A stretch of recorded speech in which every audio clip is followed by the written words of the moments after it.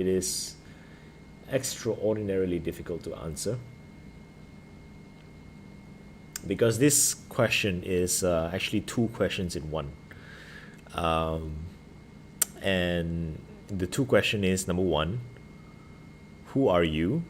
And number two, how did you realize who you are? So it's two questions in one. And if you ask any sages, the question of who am I is perhaps the biggest question that we can ever ask ourselves in this lifetime. And here's the reason why. The reason why is because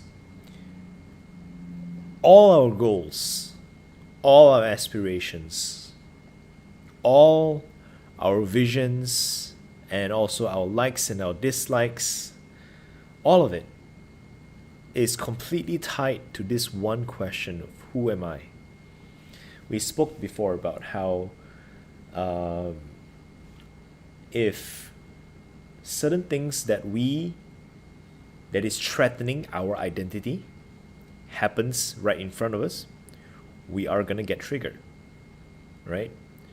So if I attach my identity with my wealth or my status or how people perceive me, then whenever something threatens my wealth status or how people perceive me, I will get infuriated, I will get triggered. So in that sense, our personal well-being is in fact very tied to who we are. And when I say who we are, I don't mean what we have, I mean who we are. I mean, what is the answer to the question of who am I? And sages would, I think, my gut feeling would be that sages would say that there is no permanent, true, one single answer to the question of who am I, because people say we don't really change. Actually, is that really true?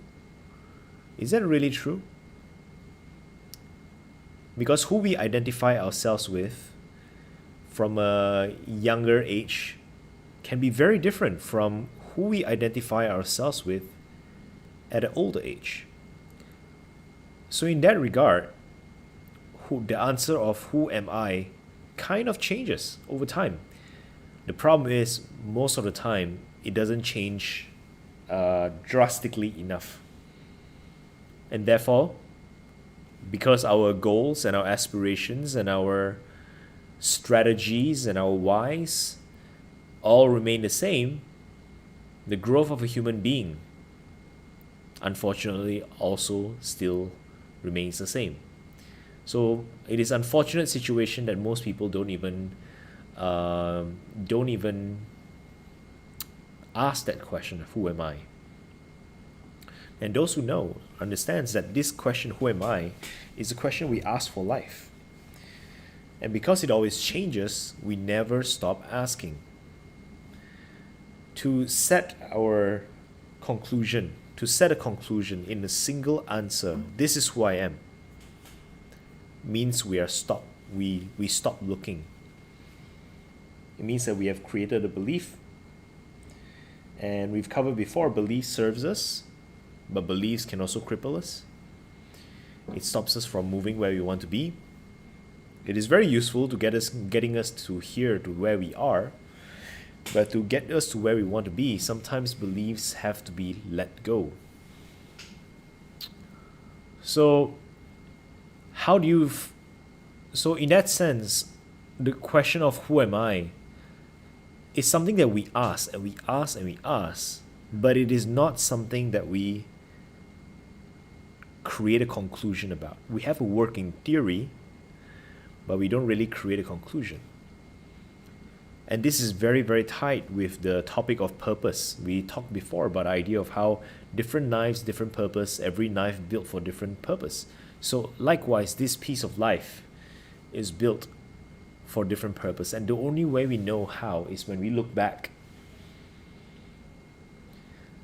So who we are is not a matter of discovering. It is not a matter of achieving. It is a matter of realizing, because it's been there, it has always been there.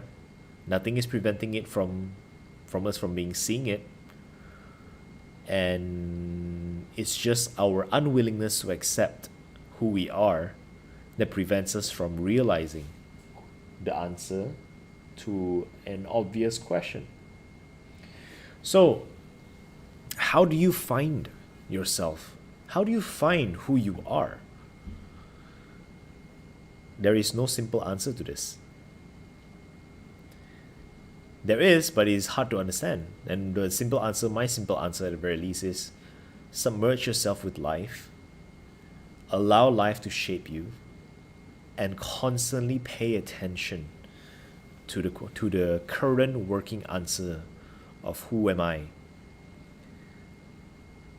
But you don't need to know who you are fully. You don't need to create a conclusion, and you definitely don't need to even be able to articulate who you are in order for you to just proceed, move on, and grow. And as you grow, and as you submerge, and as you bloom in life, the answer of who you are will change. The answer of who you are will change. And naturally, eventually, you will be able to answer this question. And even after you are able to answer this question, new answers will keep coming back, and it's perfectly fine. So keep at it. Don't stop asking. Don't stop questioning. Because this world, this life, needs a lot more questions and a lot less conclusions. And that's it for today. I'll see you guys tomorrow. This is a quick one. I'll see you guys tomorrow morning for the next journal with me. In the meantime, stay safe, stay true, stay healthy. I'll see you soon.